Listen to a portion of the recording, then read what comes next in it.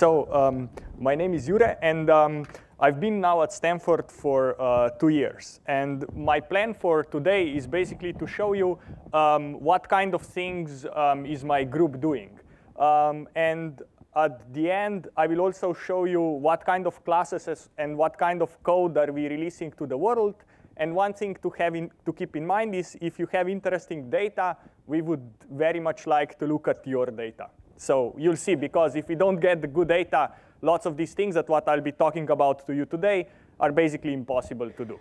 And the common theme will be we will be wearing different hats. We'll be wearing a hat of a scientist and a hat of a engineer at the same time. So the way I title this talk is Web as a laboratory for studying humanity. And let me motivate what I mean by that, right? So if I look at what is going on today on the web, I have all different kinds of online computing applications, from online social networks to social media and blogs to virtual world, all kinds of communication type of applications and so on. So right, and all that these things have in common is that they run on computers, right? And another important thing is that these kinds of applications or these kinds of services, right, they transformed the way we think of the web, right? So a few years ago or 10 years ago, the web for us was a static library that doesn't change. We browse that static library and so on, right? So today, things are different. The web is all about rich and dynamic interactions between users and between the content that these users both create and consume online. Another important thing is that all these things are large scale. So large scale in terms of gigabytes and terabytes, but also large scale in terms of numbers of users, right? Like billions of users are using these things. So really, what is important from our point of view is that really what we have today is we have these massive digital traces of human activity, right? So as humans are using these kind of services that we computer scientists provide, they are generating traces to us which we can analyze and study. So really the point is, right, that today the web is in some sense a laboratory or a telescope through which I can sense a pulse of humanity, right? So through the lens of the web, I can start studying what is going with the outside world right now. And if I want to now take these digital traces, these logs of what people are doing online, and I want to study them, I need to represent this as a data.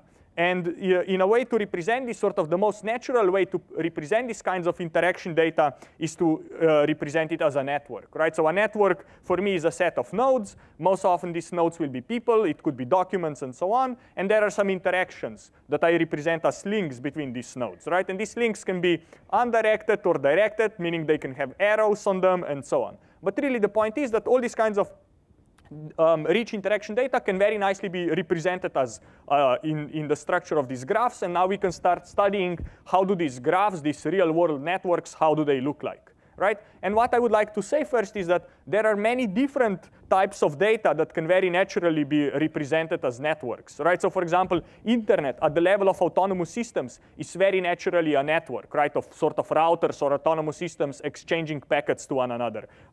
Citation networks, meaning, for example, scientific papers and references, how they reference one another, or patents referencing one another, that again is a very natural network that evolves over time. The web, right? Web documents, HTML, and hyperlinks between them. Again, that's a supernatural network, and this is where PageRank was born and all those things, right? More exotic things for us, right? Brain, neurons, that's a network on 10 billion nodes. Nobody knows what its structure, but we know it works well, or almost well, right? Text, networks in systems biology, meaning genes and proteins, can be represented as networks and interactions between these kinds of things, right?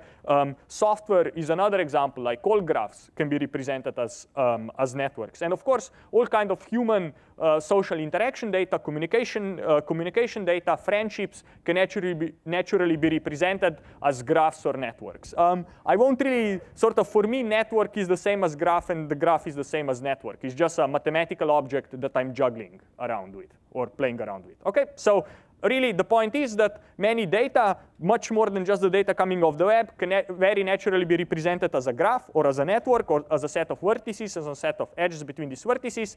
And now our idea is to be able to study this. what has changed in the last few years is that sort of traditionally large-scale social network data was basically impossible to collect, right? In some sense, if you collect social network data, you would really like it to be large-scale. You would like it to be realistic and completely mapped, right? You don't want to have missing regions in some sense, right? And traditionally, how social network data was collected is to have a questionnaire run around people, ask them to name 5 of their friends, and this way you would collect the network, right?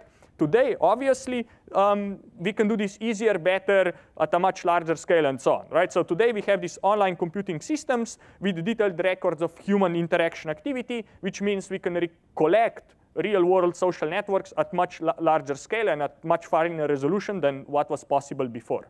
And just to show you sort of things that are now a bit old, but still how the amount or size of the networks people have been, or researchers have been analyzing over the last 8-9 years has increased, right? From the 436 node network was an email exchange at HP Labs here on PageMill. The 43,000 is an email exchange network of a big university in New York City. Then you have this 4 million node network of friendships in a live journal blogging community. For example, this 240 million node network was all the users of Microsoft Instant Messenger back in summer of 2006, right? So the size of these networks has grown in orders of magnitude in the last few years. And really, if I want to now study and asking what interesting things can I do with networks, here are the 2 interesting things you can do, right? So the first thing is that you can start asking, what is the structure of these networks and how do these networks evolve, right? So really the applications that you hope to get out of this, or problems that you hope to solve if you understand these kinds of questions better, would be, for example, link prediction, detection of densely connected small cluster C networks, things like that, right? So that's sort of the first type of things that you can do. And the second type of things you can do is to say that social networks provide like a skeleton for processes and dynamics that unfold over this skeleton. So what I mean by that is that, for example, the way the information and diseases spread through populations is fundamentally governed by the structure of the underlying networks over which the disease, like flu, spreads, or if you are interested in some other disease, right? And here then you can start asking about, okay, how could I, for example, do targeted advertising? How could I computationally analyze or understand networks in order to make sure that, or to create flow of information through the network to be easier? So really, my talk today will be exactly about these 2 things. So first, I will spend probably like 3/4 of my time on the first question about what is the network structure and how do these things evolve. And then for the last part, I'll be talking about how information flows through networks. In particular, I'll be talking to you about how can you computationally analyze how online media works on a large scale. Okay, so this is basically the idea. And now, so we'll go see the first bit now.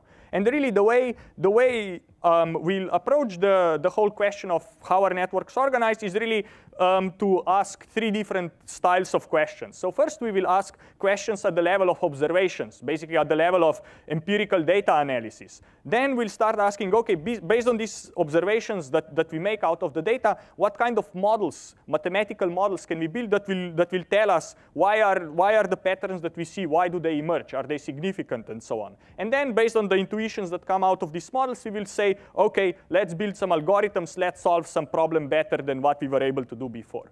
And one of the common themes in this talk will be that basically the ability to look at large data makes sort of patterns that in some sense are invisible now visible, right? So the idea is if I have enough data, then I'll be able to see things that otherwise just get lost in the noise. So what I want to do for the rest of the talk is basically fill these 3 boxes with questions. First, I want to fill them with questions about the network structure, and then I'll fill them also with the questions about how information flows through online networks. So basically, I want to do this exercise of giving you sort of asking 3 questions and giving 3 answers 2 times.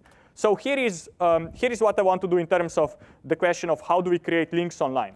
So first thing that I want to understand is how do people create new friendships online? And this was actually a collaboration we had with Facebook, where we took their data and we tried to understand how new friendships are being formed. And then we said, OK, can we predict new friendships on Facebook? So here really the underlying application is people you may know or friends suggest on Facebook. The second question then will be, can I even go beyond just saying who is connected to whom, but can I start modeling link sentiment? So can I say these people are friends and these people are enemies? So can I sort of put positive and negative links and start reasoning about that? And once I'm able to do these kinds of things, then I can start ask the algorithmic question, how should I go about detecting overlapping clusters or communities in these networks? And let me give you a preview of what I'll tell you, right? So we will take Facebook data, we will study how people create these new links in networks, and basically we will find out that 92% of all the links on Facebook go to a friend of a friend. I'll tell you more about this. Then we will design a method that we will call supervised random walks that will be sort of a supervised machine learning way of learning how to bias a random walk on a graph. A random walk, think of like a personalized PageRank type of thing, so that I can recommend friends online. And we will see that on Facebook, we can recommend your future friends very accurately. Then the next thing we will see then, as I said, is actually saying not just who are the people you connect to online, but actually who are your friends and enemies. And we will start saying, trying to build some intuition and a predictive model that will say whether two people like each other or they dislike each other. And then this will naturally fit into the last part, where the idea will be that we have a network and we want to identify these densely linked clusters of nodes, and these clusters can overlap, and I'll tell you about a methodology how to do that. So that is the first part of my talk. OK, good. So now we'll just go whatever I said, I'll just say it again with a bit more detail. So really, the question is, how do people create new links online? So if you look at the Facebook data, as I said, it turns out that 92% of all new friendships, new links on Facebook go to a friend of a friend. What I mean by that is if node U decides to create a link, 92% of the links will go from U to W, right? They go through a friend of a friend. So they close a triangle, right? I have this triangle from U to W through this intermediate node here. And what this graph shows you is how far does the link reach, right? So this link, the blue link here spans two hops. If the link between U and Z, that would span 3 hops. So here is the number of hops a new link spans versus probability or the number of such links. And basically, I see that more than an order of magnitude more links spans 2 hops than 3 hops. So really, the point is that most often or majority of the times we link to a friend of a friend. Another important thing is that the number of common friends makes the likelihood of the link to go higher, much higher up than if you have fewer friends in common. You can use this intuition to start asking the following question. You say, OK, can I build a recommendation engine that will recommend your new friends? Really, right? So the setting will be the following. You are the node S in the network. And there are some other nodes in the network. I denote them as gray and green, to which you will create links in the future. So imagine that I sort of hold out some future data, and I know that in the future you will create links to the green nodes, but you won't create links to the gray nodes. What I would like to do is I would like to build an algorithm or create a machine learning model that will basically combine the node and edge features, basically user interaction data and user profiles, and the network structure in such a way that these green nodes will get higher scores than the gray nodes, and then I will sort of rank the nodes by these scores, show them to the user, and user will click on them, and things will be good, right? And the method will develop, or I will tell you about, is something that we call supervised random walks. And really the idea will be how to do a random walk with restarts or a personalized PageRank on top of a network in such a way that my green nodes will be visited more often than the gray nodes. So that will be the intuition what we will try to do. So the way the method works, there's a paper online that you can read, is the following. Basically, the idea will be that for every edge of this existing friendship graph, we will estimate its strength. So for every link in the network, we will estimate the strength of that relationship or that link. And then really what we will do is we will learn this function f parameterized by beta that will take user profile information and interaction history of two nodes and combine that into my strength of the edge. In such a way that when I do now a personalized PageRank, so I do a random walk with restarts from my node S, as I'm trying to illustrate here, the visiting probability of green nodes will be higher than the visiting probability of gray nodes, right? So the idea is that now I took an unweighted graph, I made it into a weighted graph, and I want to assign these weights in such a way that my green nodes, my random walker will be more likely to visit nodes in the graph to which I create links in the future rather than to those to which I don't create links in the future. And one way to assign these weights will be in such a way, right? And really, when I do this random walk with restarts, each node now gets what I will call a visiting probability, right? The random walk induces a stationary probability distribution over the nodes of the graph, and I can now rank the nodes of the graph by this visiting probability. And my goal is, as I said, that I want my random walks to visit green nodes more often than the gray nodes. The nice magic that happens here is that actually we can estimate what this parameter vector beta should be that combines the features of the node attributes so that I estimate this optimal edge strengths so that I rank green nodes higher than the gray nodes. And if I tell you how well this works, we did the experiment on the Facebook Iceland network, which is 174,000 nodes. This is like 55% of country's population. An average Icelander has 170 friends, and he adds or she adds about 26 friends a month. And really what we did is for every node, we said we will say my positive examples, my green nodes will be all the people you created links to in November 2009, and negative nodes are all the other nodes in the graph. And I want to learn how to rank these nodes to which you create links in the future higher than the ones you don't create links to. Based on the fact that 92% of all the edges go through a friend of a friend, we will only limit ourselves to recommending friends of friends. Even though that's a tiny part of the network, an average person has 20,000 friends of friends. The highest connected Icelander has 2 million friends of friends, right? So really the idea will be to take a network on 20,000 nodes, rank these nodes in such a way that nodes to which you create links in the future are ranked higher than the ones you don't. It turns out that the method works surprisingly well. So if you compute the precision at top 20, the value is 7.6, which means that if you add 20 friends in the future, Facebook is able to guess 7.6 of them ahead of time, and the area under the AUC curve is 0.83, which is also relatively high, right? So really what this tries to say is that actually predicting new links or new relationships in at least social networks is not as hard problem as we think, even though there are sort of 20,000 people to choose from. If I choose 20, I will get 7.6, nearly 8 of them right. What is now interesting is that we can start generalizing these things. So now, if I was just saying who will be connected to whom, now I can start talking about what if my links are positive and they can be also negative, right? So there are many cases online where I get this kind of notions of positive and negative relationships. And I'll tell you about a few of them where this kind of setting or scenario naturally occurs. The idea here will be that really, how can I model and how can I think and predict this kind of link signs, right? So the idea will be that now we have a network, let's say a directed network, where every edge of this network, every connection is explicitly labeled with a plus or a minus. And these pluses and minuses will have particular semantics attached to them. And I will come explain by that. And really the application here will be not just who are the people you may be connected to in the future, but really who are your friends, right? Not just whether you know someone, but what do you think of them, right? So this is what we are trying to do now.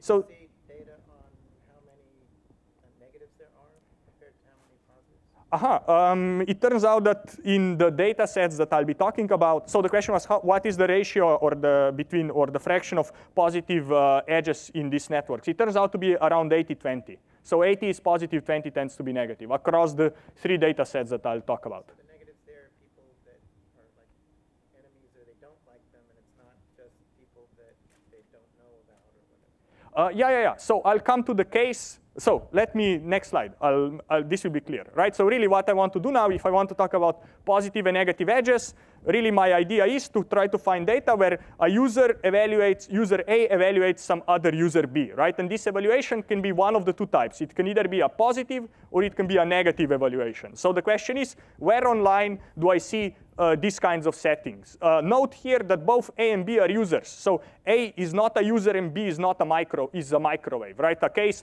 of a user and a microwave, that's not what I want. I want a user evaluating a user, so a human evaluating a human. And the case where this naturally happens online there are a few data sets, but here are the two I will focus on. So the first one is the product review website called opinions.com, where users can trust or distrust other users, right? So you can sort of connect to others, and the only way to connect to them is to say, I trust your product reviews, I distrust your product reviews. What is interesting about opinions is that trust edges are public, while distrust edges are private. So nobody sees who you distrust. So in some sense, there's no social cost on distrusting the whole world. Nobody will know that, right? And then the second thing where you have natural positive and negative edges is Wikipedia. So on Wikipedia, there is a administrator promotion process. When somebody nominates you to become a Wikipedia administrator, like a super user, there is a public vote where other people come and say, I support B to become an administrator, or I oppose B to become an administrator. And this gives you natural signed edges, where plus means I supported your nomination, minus means I voted opposed to your nomination. And here we have 150,000 of such votes. Everything is public, time-stamped, and everything, right? So now the question is, how could I start thinking about or building intuition about these positive and negative relationships in networks? And here is how Haider back in 1946 started thinking about this. So here is one way to reason about friends and enemies, right? You say, friend of a friend is my friend. Enemy of my enemy is my friend, right? Great. My friend's enemy is also my enemy, right? Really, if you think about this kind of statements, and you translate them into the, let's say, knowledge of graph theory, what this really is basically, these are statements about triples of connected nodes, right? So really, here are what I'm showing you now is I'm showing you triples of connected nodes, and I'm showing you all ways in which you can label three nodes and basically this triangle with pluses and minuses, right? And I split these four cases into two sets. One set I will call balanced, and the other set I call unbalanced. And really what this is saying is that the balanced part is consistent with friend of a friend or enemy of the enemy intuition, right? So the leftmost triad says friend of a friend is my friend. The next one says enemy of my enemy is my friend, or my friend's enemy is my enemy, or my enemy's friend is my enemy, right? And the other two, they are called unbalanced. Why? Because they are not consistent with this intuition. And also, if you think about them from the sociological point of view, they are unstable, right? So the first one is about I have two friends that don't like one another, right? So in real life, that's a hard kind of, that's a configuration that is hard to maintain in networks. And the last one is three enemies that don't like one another, right? And the prediction is about the three enemies is that sooner or later, two of them will get together and go after the third one, right? Sort of, those are the intuitions people have. And actually, if you look at how international relations change over time, they behave exactly like this, right? Sort of who goes on, which country likes which other country behaves like this a lot. So this is one way how to think about positive and negative edges in networks. The second way how to think about positive and negative edges in networks is something that is called status theory.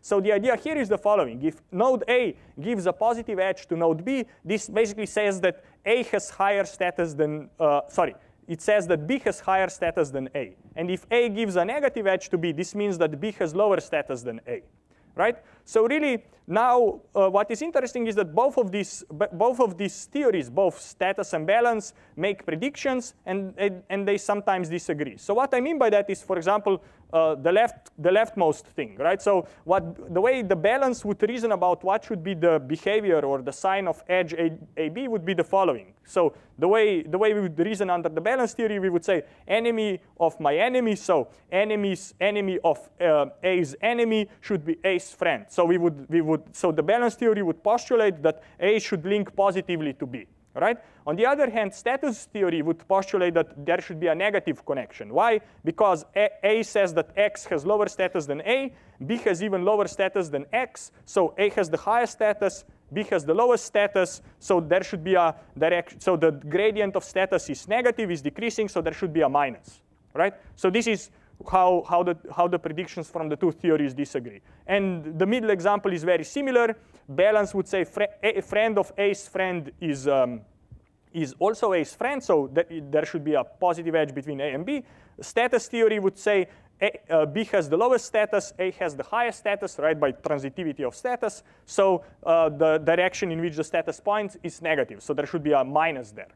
And interestingly, if you go and actually now try to quantify and compare the two theories on the real data, you find quite interesting things. So let me first tell you how we will go about quantifying these kinds of effects, right? So the way we will think about this is to say, okay, edges are created over time, right? So there is some node X that sort of has connections to both A and B, and these connections have some direction and have some sign. And then at this point in time, there is the edge from A and B occurs. And really what we would like to understand is how does the sign of edge AB depend on the edges and signs of edges that point from or to node X, right? So really what we will do is we define some notion that we call surprise that really says how much does the behavior of user A change, or how much does it deviate from A's baseline when A is in a particular triad context T. So really the way we can think about this is to say I know A is evaluating B,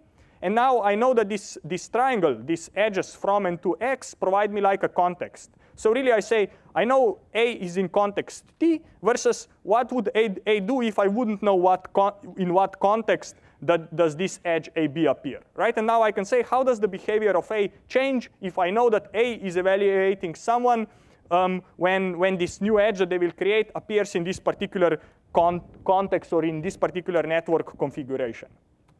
And if you start comparing the predictions of status and balance, it turns out that status is a much better explanation, and it correctly gives you a correct prediction on 14 out of 16 cases. And then balance theory, this friend of a friend is my friend type of reasoning, only is able to explain what is going on in 8 cases. So what do I mean by 14, 16, and 8, right? So really, if you think about this, there are 16 different contexts in which a particular red edge AB can appear, right? There are sort of 2 directions for the edge and 2 signs. So I have 2 times 2, which is 4 on one side and 4 on the other side. So I have 16 different triads in which this red edge can appear. And for example, what balance would say is, it would say friend of a friend is my friend and so on, right? So these are the predictions that balance makes about how people should behave when they appear in a particular triad or in a particular context. It turns out that balance is able to correctly predict only 8, while if you take status theory, that only makes 2 mistakes. So it's able to predict human behavior in 14 out of 16 cases, right? And for example, here, this is one case where status would say enemy of my enemy is my friend, but balance would say, no, put a minus there. And actually what turns out is that in this case, for example, people tend to be more negative than what you would expect for them to do by chance. Another thing where you can generalize these things is now to say, okay, so if status is how these online networks tend to be organized, then you can say, okay, can I now build a simple predictive model that will be able to tell me how these positive and negative edges embed into the network? So really the prediction problem that I'd like to solve here is that I'm given the network, all the positive and negative edges. I don't know the sign of the blue edge. How do I predict this sign? And if I do a very simple model where all I do is I ask, this is the edge which I want to predict, I will just count in what kind of triangles, in what kind of context does this edge occur. I can train a very simple logistic regression, and that will give me that will be able to predict, give me predictions with 90% accuracy. And random guessing would give me accuracy of 50%. So I can do really well. What is even more surprising is because we have different data sets. So I already explained you that we have opinions and Wikipedia data set. We also have the Slashdot is a technological blog where people can label other people as friends or enemies or friends or foes. And what I'm doing here is I'm training my model on the row data set, and I'm evaluating it on the column. So what this means is, for example, if I train on how people trust, this is opinions, and I predict other trust memberships, my accuracy is 93%. If I train on how people vote and predict how people trust each other, my accuracy is 92%. So what this means is that the same model, regardless of what is the underlying semantics of the edges and whether these edges are public or not, does equally well, or the performance doesn't drop. Which means that humans or people behave in a very similar way, regardless whether others can see positive edges or others don't see negative edges, and you see the same behaviors elsewhere. The only difference is that it seems that predicting how people will vote is a bit harder than predicting who people trust or who they like or dislike on online blogs. So really, the point that I think comes out of this is that using a very simple model of how edges are locally embedded in the network, you can very, very reliably predict the positive and negative edges in networks, and this model generalizes across networks with very different semantics what a positive and what a negative edge means. So with this, I want to end this part, and I want to start sort of moving, make a transition up, and not start about behavior of individual nodes, but now start thinking about behavior of groups of nodes, right? And if we think about groups of nodes in networks, then usually we think about networks like this, right? And this kind of circles here, these gray things, these are called what we call clusters or communities, right? So the idea is that these networks are not homogeneous, but they have these sets of nodes that are more densely connected with one another than to the rest of the network, right? And these things could correspond to social groups in social networks. In biological networks, this kind of clusters or clumps correspond to functional units, sort of sets of proteins that are doing something together in the cell, and so on, right? And here what I'm showing you is 3 different sort of pictures or models of how people think about this kind of network communities today. So one is this idea of graph partitioning, where the idea is that you have a set, the community is a set of nodes with lots of connections between the members of the set and few connections between the sets or between the clusters. This is the same idea here. Now I only add hierarchical organization. So really I say here I have a green community, but then green community has a dark green and a light green subcommunity. And then if I want to get fancier, I can start talking that actually these communities overlap, right? So this node now is in 2 communities. He's in the pink one and in the green one. But really, if you start looking at small networks, let's say networks up to a few hundred nodes, this is the picture you see. If you start looking at networks that are bigger than that have thousands, tens of thousands, millions of nodes, really the way these networks look to you is like this. And what do I mean by this is that they have what is called a nested core periphery structure, or some people call this a jellyfish structure or an octopus structure, right? So the idea is that what I really have is that I have this kind of messy network where I have a periphery, and then I have sort of these denser and denser concentric circles. So I can think of organization of large networks as to have some kind of onion structure, right? I have these layers of messier and messier things, and there in the center, there's the most mess, right? So really what I want to tell you next is, how do you reconcile this kind of use of networks where you think of networks having densely connected groups, and this kind of view where you think of networks as being some kind of having a nested core periphery structure with sort of a periphery and sort of these layers of periphery, and as you go closer to the denser and denser linked core. And the way we will think about this is that we will make a step back, and we will talk about something that is called community detection. And the way the whole field of community detection operates is something like this. So you take some data. So in this case, I will be taking the DBLP data set. DBLP is a computer science bibliography. So basically, every computer scientist has a web page on DBLP. And for every computer scientist, we know what are his publications, what papers has he published in the past, and who were the co-authors on those papers. So I can take this data set and represent it as a network, right? How would I take this data and represent it as a network? I would create a collaboration network. What I mean by that is that every node would be a computer scientist, and I would connect 2 computer scientists if they wrote a paper together, right? In some sense, it's a collaboration network of computer scientists. And then I would do community detection. I would basically go and try to identify this kind of densely connected clusters in my network. I would find them. Here I show you 2 clusters. And then I would try to interpret these clusters as real social communities. So maybe the interpretation in this collaboration network would be that, yellow cluster, all these nodes work in the same area. Blue guys maybe all publish in the same journal or come from the same institution and so on. So what I want to do next is the following. Instead of sort of the whole process here is tedious because when I discover things, then I need to find some kind of, by hand, some kind of interpretation of these things. So what I want to do is I want to find networks where nodes tell me what groups they belong to. Right? So I basically somehow I want to find the ground truth for this clustering problem that I'm trying to solve. And actually, if you look around a bit, there are networks that where nodes tell you what communities or what ground truth groups they are members of. Right? So for example, if you take a collaboration network of scientists, then you would expect communities to belong to conferences or journals as basically to be proxies for scientific areas. In social networks, people explicitly create groups and then link to these groups. So Facebook has a group feature. There is a bunch of other networks where people explicitly create groups. And then in information networks, you basically have this kind of topic-based groups where nodes join into topical communities. So what I mean by that is now I have a graph and I have ground truth labels what the clusters should be in this graph. And why is this important? Because if I have ground truth, then I can do 2 things. So the first thing is I can start empirically looking at the data and say, how do these real ground truth groups map on the underlying network, right?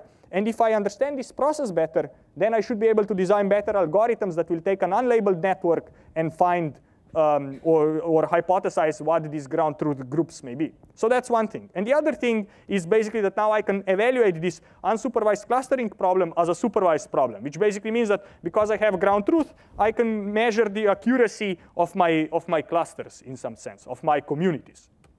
Okay? So now the thing is, what are the networks where nodes tell me what groups they are members of? Here are the networks that we were able to find. So the first 5 are online social networks where nodes explicitly tell me what communities or groups they are members of. So LiveJournal, Friendster, Orkut, and Flickr, and YouTube, they all have communities or groups where people can join to them. And these networks have between 120 and the crawls we have up from 1 million to 100 million nodes, and they have between 2.5 billion down to 3 million edges. The number of communities is also very different. This is the average size of the community, and that's the average number of memberships per node to communities. And then the other 2 networks that I'll be talking about today, one is DBLP, so collaboration network of computer scientists where publication venues serve as ground truth communities, and Amazon is a product co-purchasing network where products belong to product groups, and now you are trying to discover what are the product groups given the co-purchasing graph of Amazon products. Okay? So now if I have my networks and I have my groups, basically each node tells me what groups they are members of, I can start asking the first question. I say, given 2 nodes that have k groups in common, what is the probability that they will be connected, right? And given the pictures that I showed you before, here is what today's wisdom tells you, right? If you accept this view of network communities as this kind of densely connected sets of nodes that you can partition in the middle, then really probability of an edge given the number of common groups is 0 or does not exist for k equals more than 1, right? And then if you buy this view, or if you accept the view of overlapping communities as what is understood today, where you have where the idea is that basically 2 groups overlap in such a way that these red nodes belong to 2 groups, and these red nodes are in some sense articulation points, right? That 2 groups would get disconnected if you would remove the red nodes out of the graph. This is the idea of clique percolation, where basically you are trying to find completely connected subsets of nodes and how they overlap. Then really the idea here is that probability of an edge, given the number of common communities 2 nodes have, is a decreasing function of k. If you look at real data, what you find is that the more communities you have in common, the more likely you are to link. which in retrospect makes lots of sense, right? The more conferences we publish at together, the more likely we are to bump into each other, and the more likely we are to write our next paper together, right? So really, what this also means is that the parts where groups overlap are more densely connected than the non-overlapping parts of the groups themselves. So to make this point clearer, here is what I want to say, right? So what I show you here is 3 different small networks with 2 groups and the corresponding adjacency matrices, right? So every gray dot means that there is an edge between node I and node J, right? And if I think of communities in this graph partitioning framework, then the structure of adjacency matrices I have in mind is something like this, right? I have a set of nodes that is densely connected among themselves, and then there are a few edges between these 2 sets, right? That's sort of this light gray area. If I think of my overlapping communities in this kind of articulation points type of framework, then in terms of the adjacency matrix, this is how this will look, right? I have 2 groups where the overlap of the groups is more sparsely connected than each of the 2 individual groups. And really what the graph on the previous slide, the consequence of what I showed you on the previous slide is that the groups overlap in this way, right? So that the overlap of 2 groups has more edges than each of the non-overlapping parts of the groups, right? So now the question is, how can I take networks and sort of uncover or take apart and detect that there are 2 groups? Here is one group and here is the other group. And the way we will do this is actually we will develop a model of how these things look like, right? So if the world is not like that, and the world is like this, how can I go about this? And really, the model that we have is called community affiliation graph model. So the idea is the following. I have the nodes of my network at the bottom, and I have communities or groups on the top. And then every edge in this graph tells me that a particular node is affiliated or is a member of that group, right? And then every group will have one parameter P. And now, really, all I will do is say the following. A probability that 2 nodes are connected depends on what groups they are members of. So the 2 green nodes, the probability of 2 green nodes to be connected here is P sub A, because they are both members of community A. And the probability of these 2 nodes being connected is P sub B, because they are members of the same community B. But then these red nodes, they are both members of A and B at the same time. Their probability of being connected is basically they get 2 coin flips. They can be connected due to the common membership in A or due to the common membership in B, right? So this naturally means that more communities we have in common, more coin flips we get, more likely we are to link. Okay, so everything is good. What is nice is that you can prove tons of theorems about this model, which are super cute, but not too important for today. So what I have now is I have a model that says if you give me this affiliation network, this bipartite affiliation network of nodes of my network and community memberships, I can generate you a graph. What I can also do is go the other way around and say, given my graph, find me, estimate this graph. What do I mean by that is you have to estimate how many communities do you have. You have to estimate the affiliations, so which nodes belong to which communities, and you have to estimate the parameters, the linking probabilities of nodes that belong to each of the communities. And without going into too much detail, it turns out that yes, we can estimate the parameters of this model, and let me just tell you what the outcomes is. Right? So really, if I take my graph and feed this model to the graph, what I'm really doing is I'm doing group discovery or community detection in an implicit way, because I'm really saying, here are my groups and these are my group memberships. So what I can do now is I can compare the group memberships I discovered here with the group memberships that I have as my ground truths. Okay? And then I can start comparing how well do my discovered group memberships correspond to the true group memberships. And I can come up with a number of different evaluation scores, precision and recall and F-score. This is something that is the most commonly used in computer science. I can compute mutual information between group memberships here and group memberships there. I can do something that is called omega index, doesn't really matter what that is. And I can also compare our results with 2 other state-of-the-art techniques. One is what is called click percolation, was published in Nature in 2005. And another thing is what is called link clustering, and this is like from half a year ago from Nature. So really, now what we will do is we will compare given an unlabeled graph, right? So a graph where we only have the red nodes and the edges, we will estimate the model, and then we will compare our community membership with the ground truth community memberships. And if we do this, here is sort of a messy table with results. This is our different evaluation functions, and the numbers here are relative improvements in different evaluation function of our method versus the competitor. So really the point is that we improve over the state of the art for 70 between, let's say, 12 and 7 or 12 and a factor of 2. And we also are able to detect the number of communities in the network very accurately. So what I want for you to take home from this example is that basically, because we were able to identify networks with ground truth communities, and we were able to study how these communities appear in networks, this empirical insight that overlaps where the parts of the graph where groups overlap are more densely connected than the non-overlapping parts of the network led us to a community affiliation graph model. So now I can do community-based or model-based community detection. I can do 30 to 60% better than the current state of the art for group discovery in networks. And I can also very accurately discover what is the number of communities in these kinds of networks.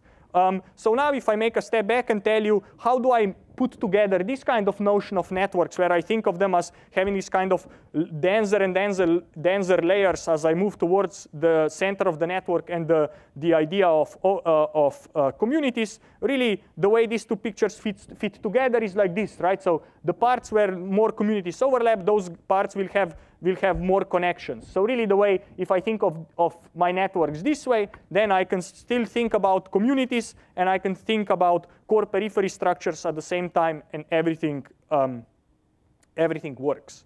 So this is what I wanted to say for the first part of the talk.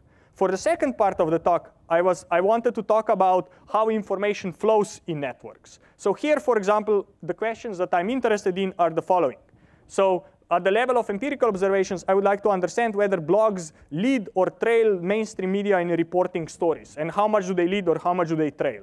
In terms of models, maybe I would like to predict whether who are the key media for the spreading of technological news, or can I predict what will be the overall popularity of a particular piece of information online.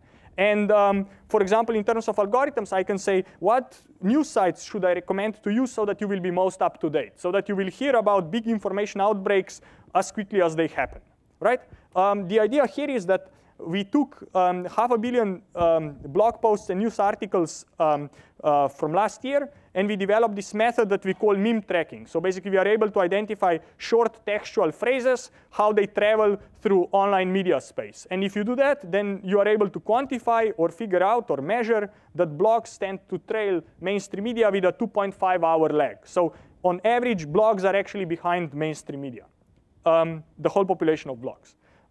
Then you can start saying, OK, can I predict what are the key media for spreading of a particular set of topics? And for example, it turns out that for technological news, it's the newswire and then the blogosphere that is important for adoption. And then I can start sort of formulating this kind of set cover formulation of covering the network so that I detect all the information that spreads through the network. How much time do I have? 10 minutes?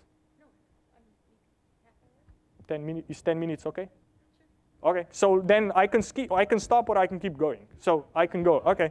Okay, good. So I will tell you what we do. Okay, so this is what I want to talk next. So here is what we've been doing. So basically, how to say this? Since August 2008, we've been collecting nearly all online social media data there is. We haven't really been collecting it, but there is this nice startup in San Francisco called Spinner that is allowing us to use their data. So basically, we are getting 45 million articles per day, and basically, we are getting everything that Google News has, plus blog posts from around 4 million different blogs, plus a bunch of Twitter data, and so on.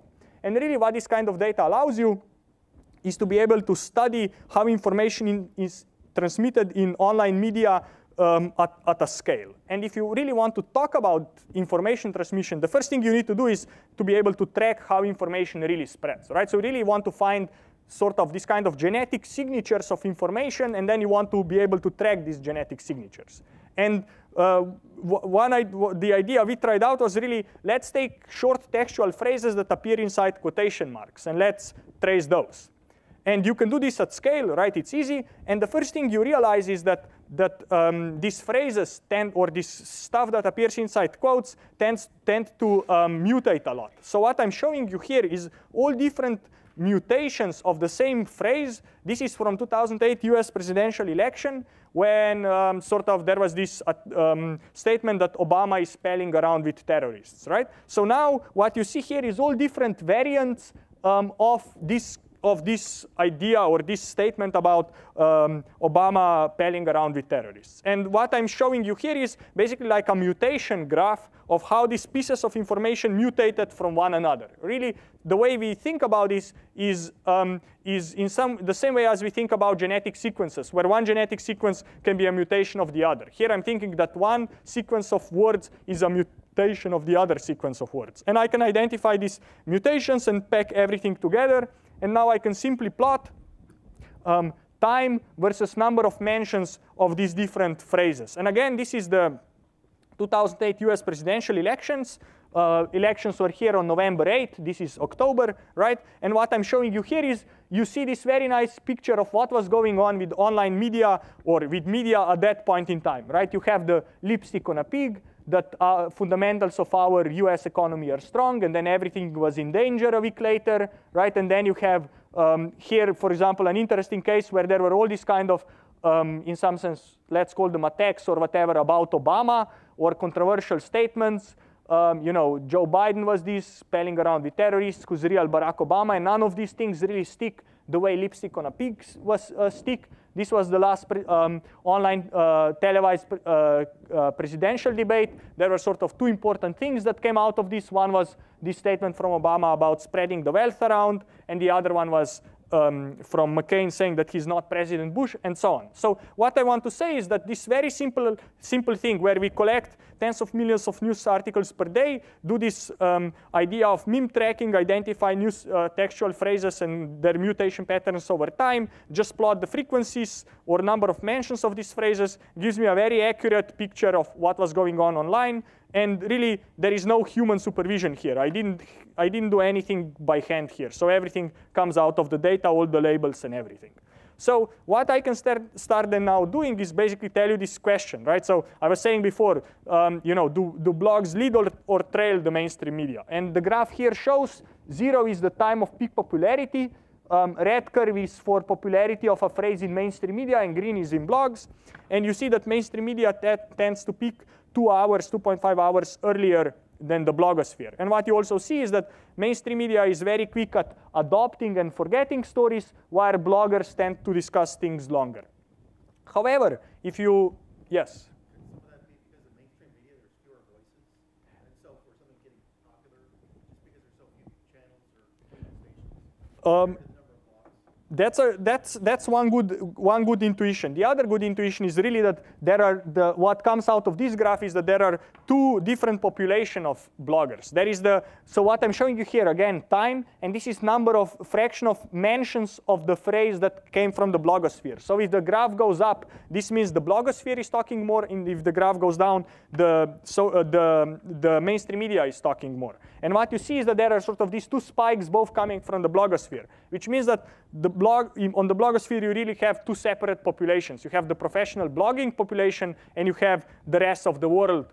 And really, the professional blogging population is very quick at discovering stories. Then it's the mainstream media that come, and then it's the rest of casual bloggers that talk about things, right? So what we actually find is that in our data, we had 20,000 different news sources, and I think at that point in time it was 1.5 million different blogs. But at the end of the amount of traffic they generated was about half-half. So half of our documents was generated by 20,000 mainstream media sources, and the other half was generated by the blogosphere. So the volume was about equal, even though the number of sites was vastly different, or orders of magnitude different. Okay, so this is what this kind of little technology allows you to do. And you can do other measurements and classify when do news sites tend to mention particular phrases at what times and so on. So there's much more.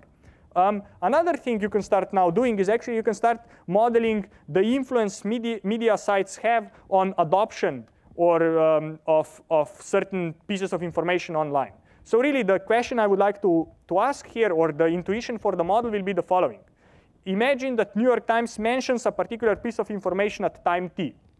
I would like to learn or estimate how many mentions will New York Times influence at time t plus 1, t plus 2. So here influence is really in terms of correlation or prediction. So what I would like to say is whenever New York Times says something, this many other websites tend to say the same information 1 hour later, 2 hours later, 3 hours later, and so on, right? So really what I want to do is I want to learn this kind of influence function, right? So this kind of thing, for every website, so that if I say I want to predict the number of mentions of this information X at some time in the future, I will just sum up the influences of everyone else who mentioned the information in the past. So instead of, let me show you the picture and then things will be clear, right? So I have X time versus number of mentions of my information X over time. I would like to predict what will be the number of mentions at this future time. Imagine that I know that there were 3 other websites that mentioned this information, so U, V, and W.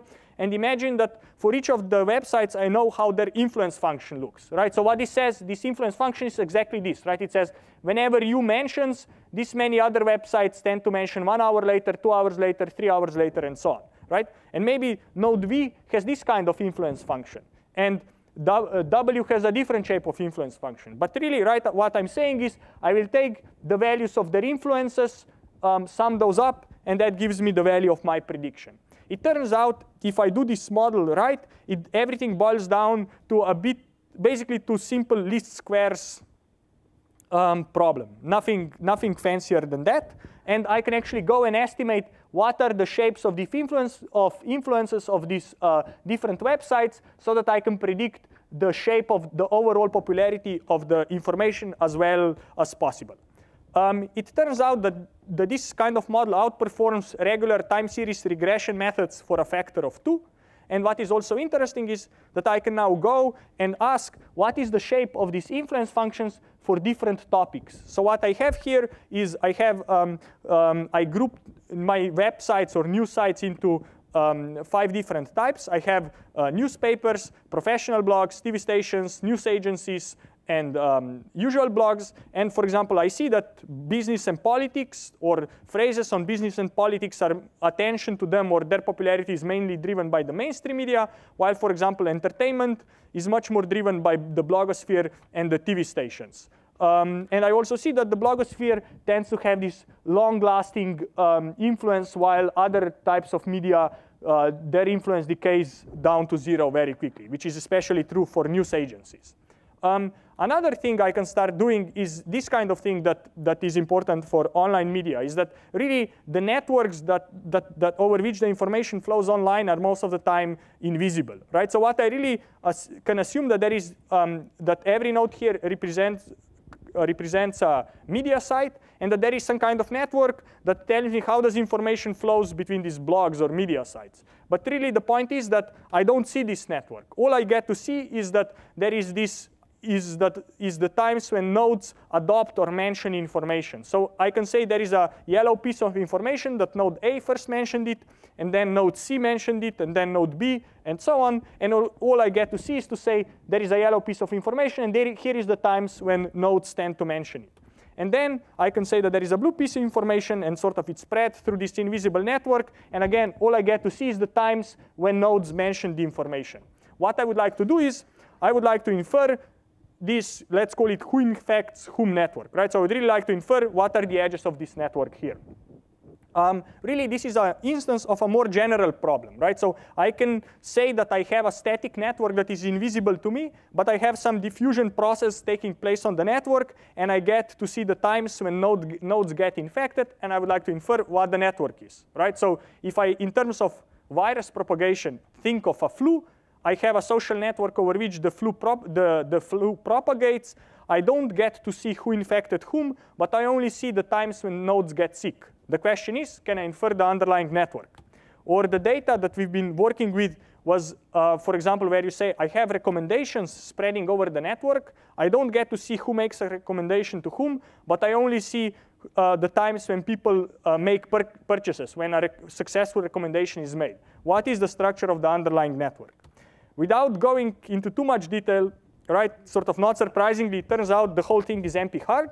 But actually, there is an efficient algorithm that probably gives you near optimal networks in time, in polynomial time, in time quadratic with the number of nodes, right? Even though if you think about how many possible networks are there on n nodes, right, this is of an order 2 to the n squared, right? That's the number of all possible adjacency matrices if you ignore isomorphism on n by n of size m by n. Right? So really the point is that I can now go and infer near optimal networks very efficiently using this kind of algorithm that is actually very simple. Again, we have a nice paper about this. So what you can do now is you can take your media sites, you can see when media sites mentions information, and you can say, okay, if this information is flowing through the network, what would be the best network that would explain these flows of information? So this is now a network on 5,000 news media sites, where blue circles are blogs, red circles are mainstream media sites, and the size of the circle is proportional to the number or the volume, the number of articles that website posted. This looks nice and messy, but actually if you zoom in, you see quite interesting things. So for example, here is the same network, just a zoom in to a particular part of it. And what you see, now I also show you the URLs of these websites.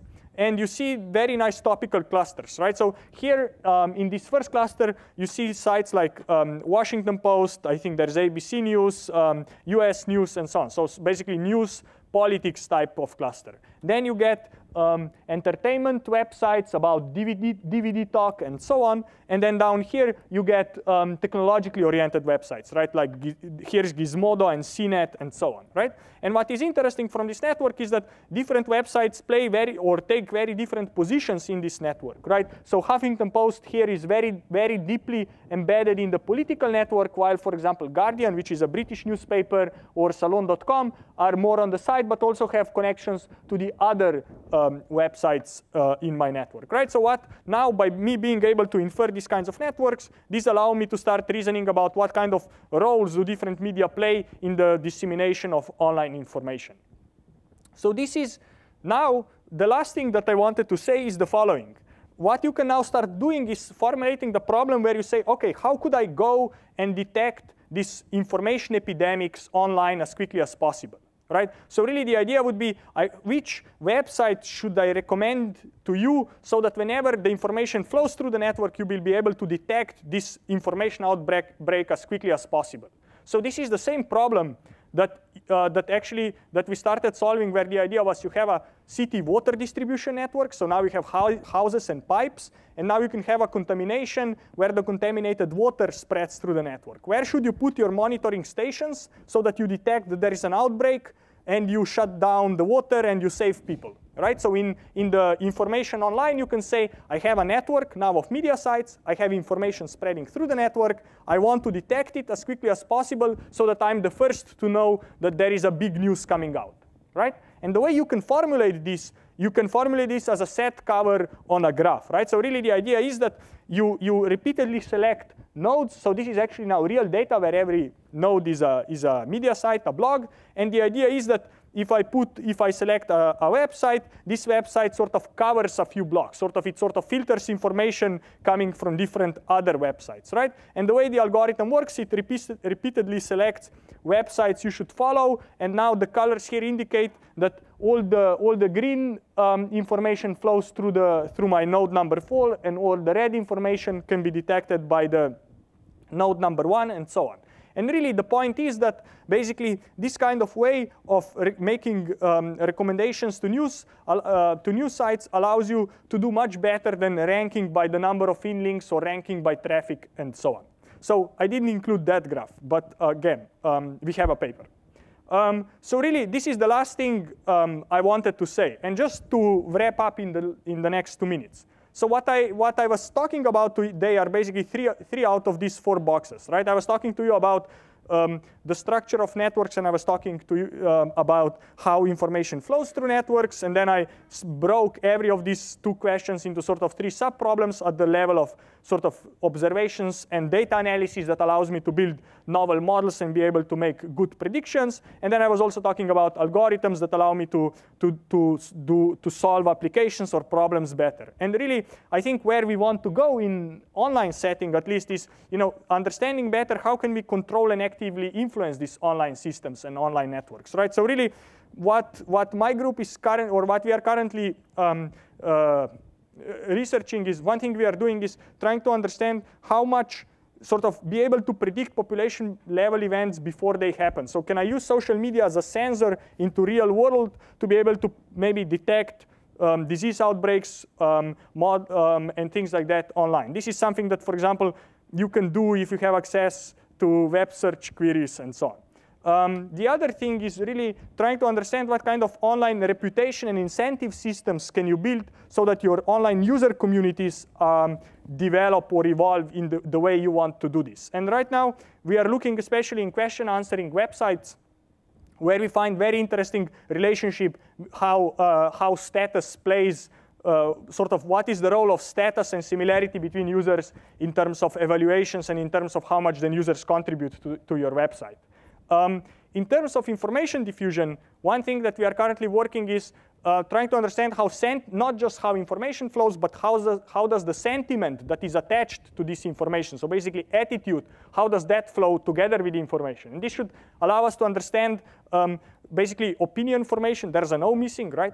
And sort of why polarization occurs in in these kinds of networks. So basically, where at least my group, the research of my group is going is trying to understand how to evolve the world or how to evolve these online social systems into happy networks, whatever happy particularly means. So before I end, I just want to say two more things. So the first thing is, because this is a data mining meeting, I should say that at Stanford, we have now what we call a graduate certificate in mining massive data sets. And this is really a collection of 4 courses. 2 of them are taught by me. So here is what these courses are about. So basically, social information network analysis is something that I teach this quarter.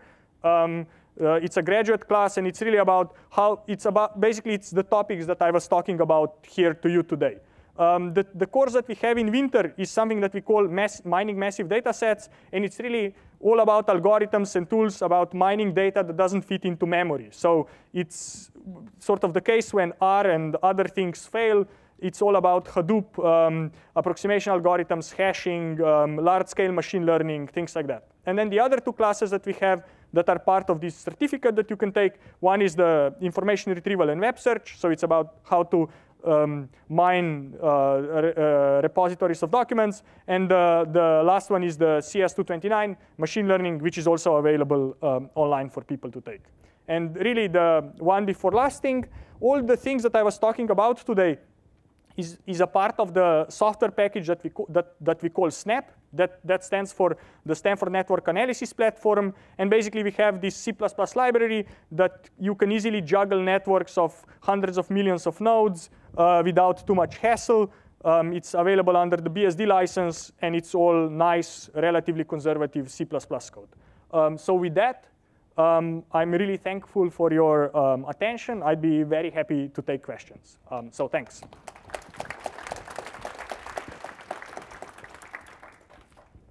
Sure. At the end of the slides, I have references, but I have all, the slides will be available online, and all the papers and all the details about what I was talking is available on my website. So if you just Google my first name, you should be able to find me. Yes.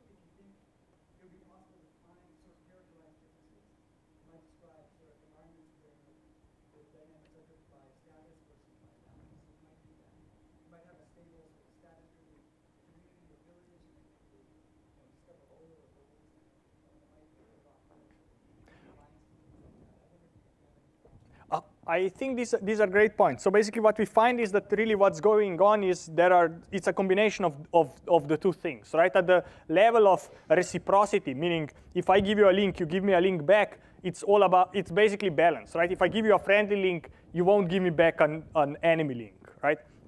However, then at the global, even though it seems like in these local pockets, it's about balance, at the global level, it's about status. Because one prediction of the balance theory is that if your network is balanced, then you will get coalitions. Basically, you will get these sets of nodes that are all friends among themselves, and they are enemies to everything else. So we will get this sort of clumps of positive edges connecting negatively to the rest of the network. And you see basically zero evidence for that when you look at the full network. So I think really both phenomena or both energies or theories are sort of play a role at different levels at the same time.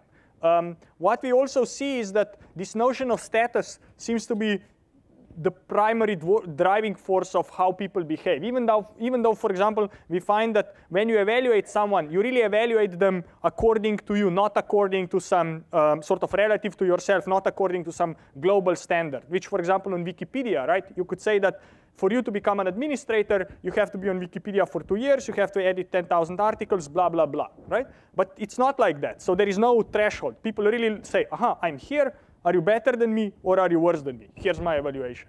And you really see that then people's evaluation really changes based on the status difference and based on the similarity, sort of how well I know you. And the less well I know you, the smaller the similarity between us, the more status-driven I am. Right? It's almost like evaluating someone. If you know the person, you say, oh, this is a great guy. But if you don't know them, you count the number of their papers or whatever, and you say, oh, less than me, sorry. Right? So we see like evidence for these kinds of behavior. I mean, now I sort of made a caricature out of it, but we see evidence for this quite a lot. One interesting thing that we have that I haven't talked about before is that basically based on this relationship between the creator and the recipient of the edge, which on Wikipedia means the voter and the candidate, we can predict the outcome of Wikipedia elections with 75% accuracy without even knowing how people voted. We just know who showed up for the election, and after seeing first 5 votes, we can predict with 75% accuracy whether the election will result in the promotion or not of the candidate. If we would see how people vote, the first 5 people that casted a vote, we could do 85%, right? So even without seeing who votes, but just who shows up, I can really say what they think about the candidate. Yes? Yeah, so given 2 random people in Facebook, how's the probability they connect those friends? Do you know? What? That would be 10 to the minus 9 or something, right? So it's 500, like, yeah, it's basically 0, super small. Yeah. Does it seem like sometimes you're more measuring the interface than necessary humanity, you know, because if they put a button to link to someone or like, you know, that can skew things in all kinds of directions. I think that's like overall. I think that's a great point, right? In some sense, what I was telling you about today, right? It's like at the same time it could be genuine social phenomena or sort of something that is hardwired into humans, or it could be just the problem that there was this button somewhere, or the user interface was clunky or whatever, and people behaved in a particular way. So what I would say, that is definitely a valid concern, and we carry this concern in our background all the time. We are very careful that sort of the questions we are asking and the answers we are getting, in some sense, are as little as possible the effect of these kinds of things. The other thing that we try to do is we try to verify our things not on just one data set, but on multiple data sets that sort of come from multiple different websites or multiple different platforms. And usually we find that things are well generalizable, which sort of makes us believe that things that we see are not artifacts of individual sites or user interfaces or whatever, but really something more general. But in some sense, it's a good point. And also, knowing how the web distorts the reality, that's an important question by itself. So good point. Yes. You talked about moving into predicting what's going to happen, and I wonder if you might be thinking about predicting things like things that were surprising to people that have already happened, like the Arab Spring, something that sort of emerged out of a collection of societies in a big social network. If you could predict something like that happening in the future before it happens, or catch it early as it's starting to happen, or something like that, I think that would be pretty amazing. But it seems to me you'd have to get down into the more of the content of the messages that are flowing through the network and so forth, and you're already starting to look at sentiment more, and that's a little bit of the meaning of the message, but it seems like you might have to get into that more in order to be able to do that. Good point. So I'll just summarize the question, right? So the question is about sort of trying to predict or detect things that we know happened. So sort of using historical data, and the other thing is sort of that things that I was talking about today basically ignore the content at all, right? In some sense, I haven't really looked at any of the text or I looked a bit at it, right? So what I would say is, yes, I think the first most obvious thing to do is to hide the future and see if you can detect it, especially. But I think really, if you really want to understand how to control things, we have to do experiments. We have to be able to sort of have these causal relationships between I turn this knob, this is what happens, right? And this is what A/B testing and things like that are all about. We have some data where we have so many different bubbles or experiments that we can sort of take things that are indistinguishable up to some point, but then start to analyze why two different networks or two different online communities diverged from one another. In terms of text, what turns out is that online you have the documents that you have or this feedback that you are getting is so short and small that it's like very challenging to work with that kind of thing. So it seems that many times, in some sense, it's easier, and the signals are also stronger by examining sort of things that are around the text. So we are now looking at. So one thing that we are looking at, and the text doesn't help at all, is question answering websites, right? So you want to understand whether this is a good question, whether that's a good answer, who are the people that contribute good answers, how overall popular or important that question is, and so on. And there you would say, oh, it's all about the text. But we find out that there are surrogates or other features that are less noisy and easier to work with in some sense. So there is a lot. I think things are at the end correlated to such an extent that sometimes it's easier or beneficial to work with this kind of discrete actions rather than the text, because our understanding of text and our text representations, it's bag of words or whatever, are these sparse feature vectors. Yes.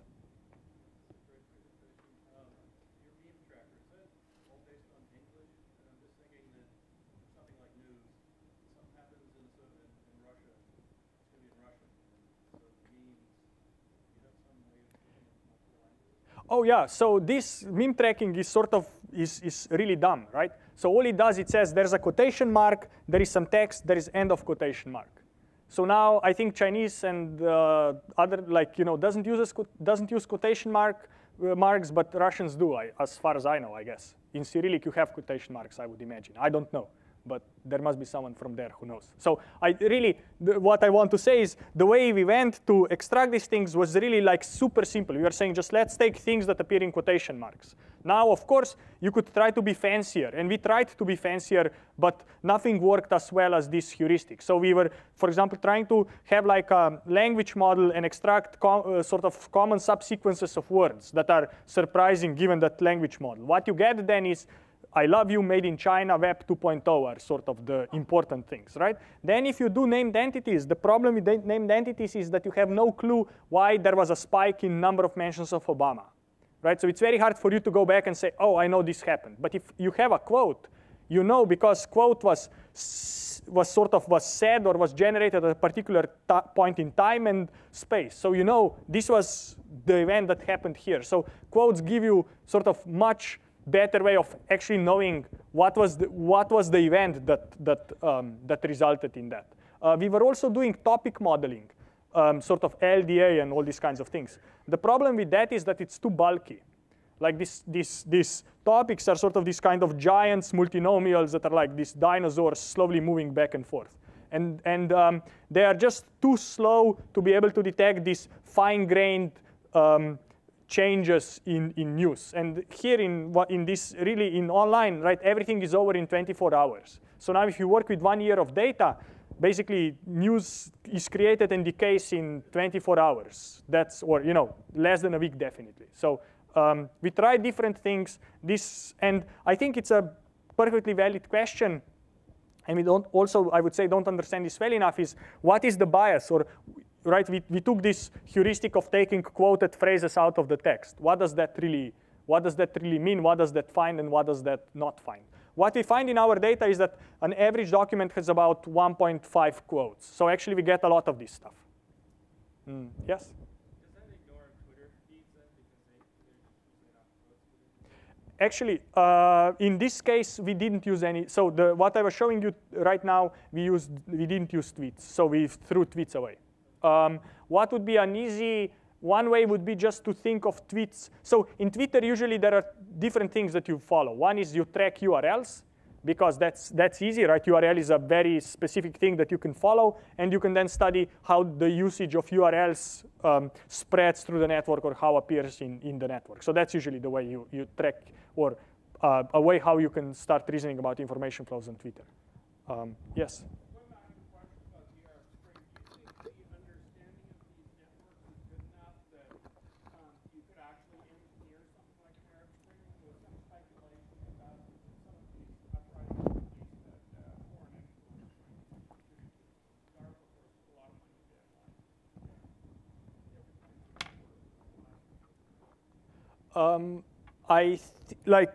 How to say? I think the problem is really that we would need around 200 Arab Springs to be sure that our models are doing something useful, right? Yeah, I mean, we have, in some sense, we have just one observation, right? It's the Arab Spring. Even though we have, terabytes of data, at the end is just one data point, right? So, I think, how to say? I'm not. I would say I don't know how much is possible. I think it's an interesting problem. I think there is lots of nice signals there. How much we can say and how much we can engineer, that's a good question. Right now we were doing some data. One of the partnerships or one of the collaborations we have is with Ning. And they have this online, this tons of little social networks. And there we can quite accurately predict whether a particular social network will grow or die out after a few months. We see what the activity is. And for example, it turns out if you want to predict how much the network will grow next month, then the most important feature is knowing how much it grew this month. Right? But then if you want to say how much will this network grow a year from now, right? So how will it be a year from now? It turns out that it's not about how much did you grow last month, but it's really about what is the structure of your network. So we have some nice results, and really what turns out is that you want your networks to not be too well connected, but not too little connected. In some sense, you want, have enough sparsity so that new edges can be created. You don't want to be too dense because that means you're sort of this kind of closed community that's very hard to penetrate and so on. So these are kind of intuitions that come out. Sure. Just sort of a follow-on to that. Stuart Cloud was one of what years ago or just before that we looked at the density of the different kinds of networks. There's sort of you analyze the different properties. I think that was related originally more to things like neural networks. So the way we are doing it right now, we are really taking these different Ning networks. We have enough of them that each of them we can think of as a separate universe that evolves independently. And we are starting to contrast them and trying to see if there are any structural indicators that tell us what happened to that in the future. So that's the approach we are using. Yeah? Just I wonder, there's different edge. So whether you have some kind of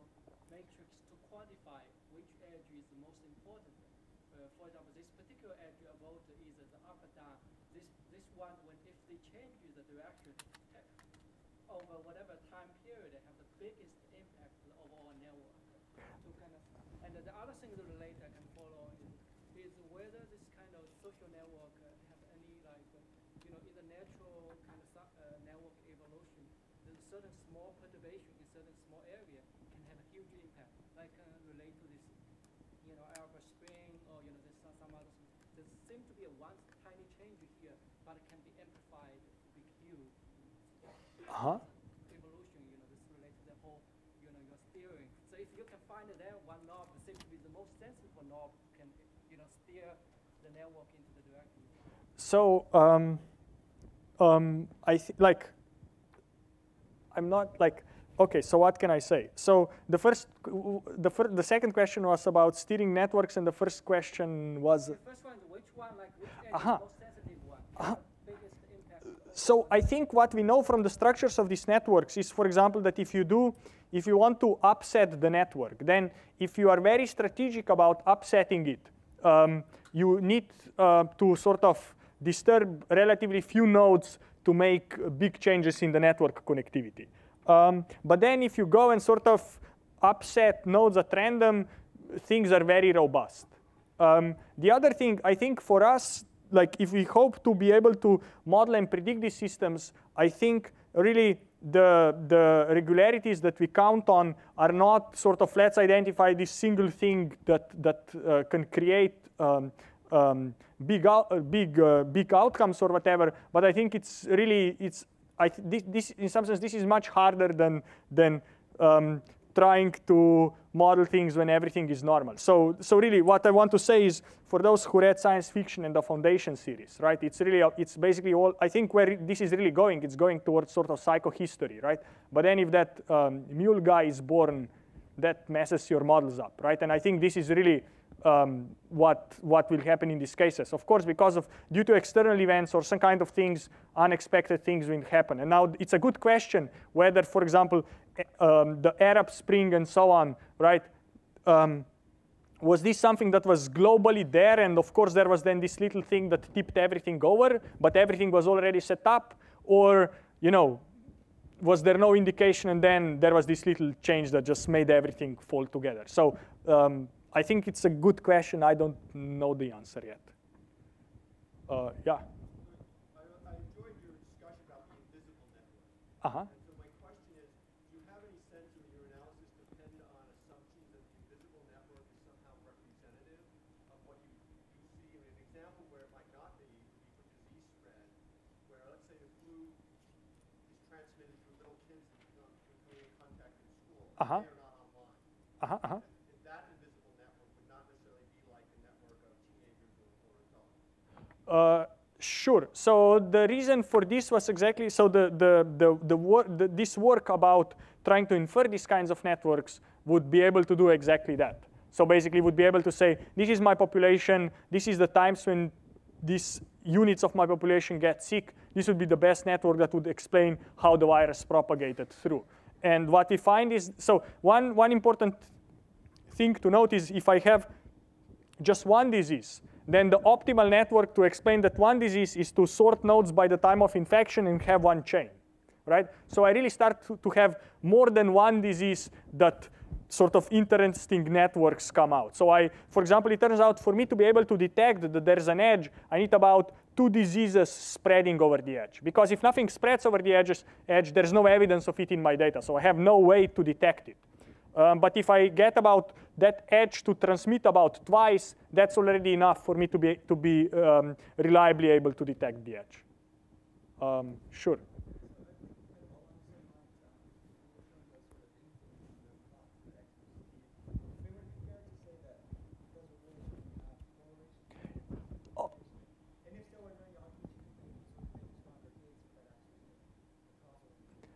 Sure. So everything I showed in that sense was influenced in quotes or whatever, in brackets. So really, it's at the level. It's totally at the level of correlations. The thing is that all I was doing was sort of trying to predict what is in the future and whether that's really causal or indicative in some sense. I was just doing predictions. So this influence is more something to guide your intuition, how to interpret, than really to say, oh, if New York Times says this, this means this many other people will see it on their website and they will go to that.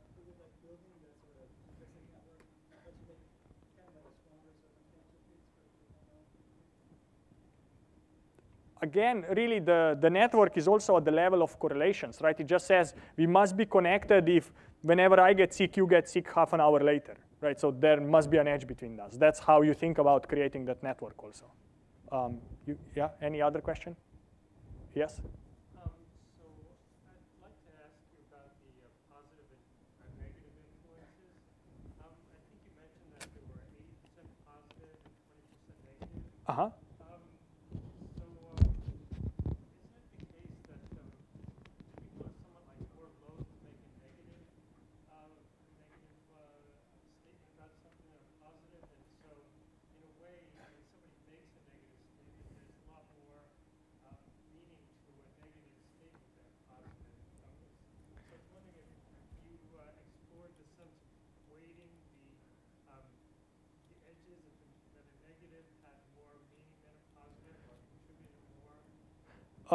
Good point. So I think actually it's interesting that we see this 80-20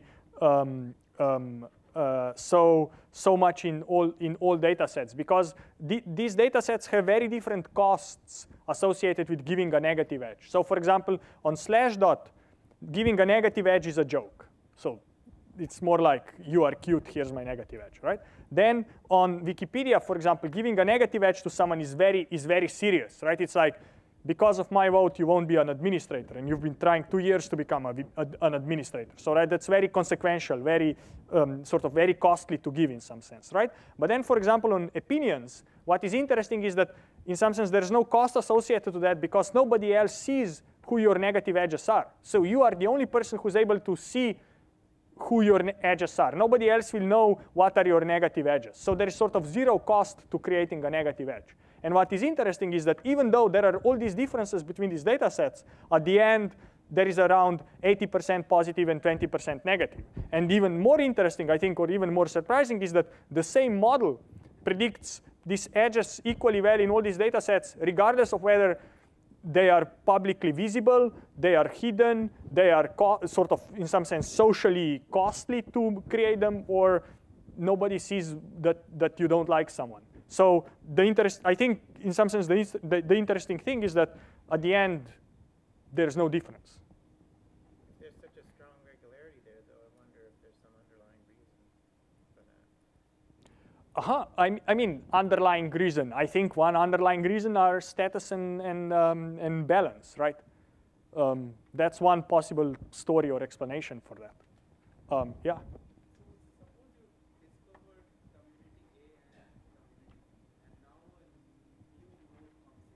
Uh-huh. Now, how do you think that community A or B will influence that new node to grow itself? Since if it does not grow, as you said, over timeline, that network might die. Right? Uh-huh.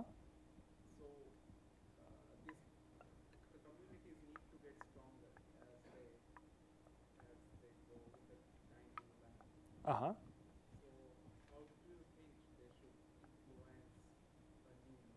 So you're saying what would be good strategies for retaining new users that come to the sites?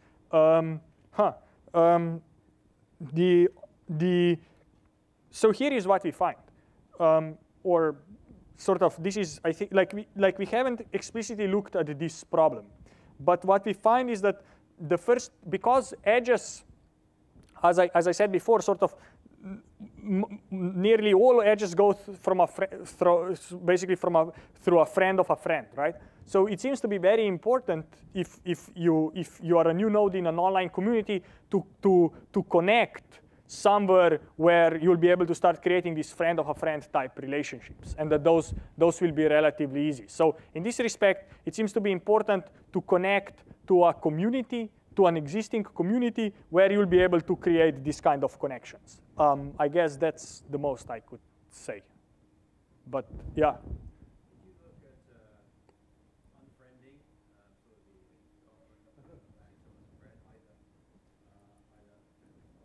removing a node or removing an edge, and how that evolved? I would say we don't really have good data for, like, it's so little of this going on that we would be very curious to be able to do that. Is just getting the right data set that will allow us to do this, to study this kind of phenomena we haven't yet come across, right? So really, I think one thing that comes out what I was telling to you about today is really that you really need to have interesting data, and the other thing is that this data sometimes allows you to ask and answer a question, and sometimes the data doesn't allow you to do that, and you don't know that ahead of time. So for all these stories that I told you, we had another 10 as appealing stories for each of them, and they just turned out not to be true, right? So really, it's looking at the data, asking the data the right questions, and coming up with a coherent explanation of what's going on. And from this point of view, if you don't have the data, you cannot do things. So I think that would be super great. We haven't yet come across, or we haven't yet gotten the data where we would be able to do these kinds of things, or where this unfriending would be strong enough. I think another interesting thing is about these implicit negative edges where you have too many friends with someone, but you are still not friend with them, and so on, right? So there are all these kinds of implicit negative feedbacks online that I think would be very interesting to study, and so on. Okay, great. If that's it, thanks a lot.